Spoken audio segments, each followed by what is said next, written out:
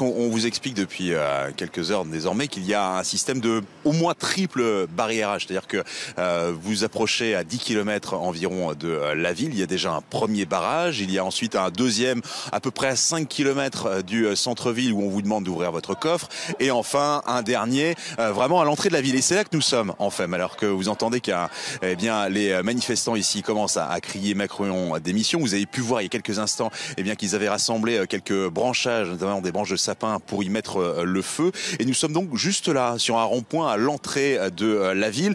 Impossible pour le coup de passer par cet axe routier, parce que je le vois, il y a des camions et des grilles qui barrent totalement la route.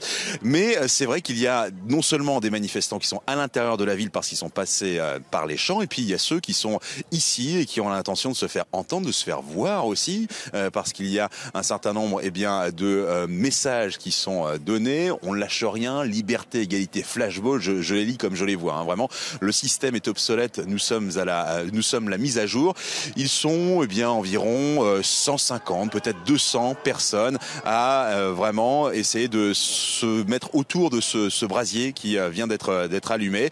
Il n'y a pas de violence, ça se passe de façon pacifique. Il faut dire qu'il y a aussi à peu près autant de gendarmes mobiles autour de ces manifestants que de gilets jaunes. Voilà pourquoi pour l'instant on est simplement même pas dans un face-à-face, mais juste un statu quo. Encore une fois, on est à l'entrée de la ville.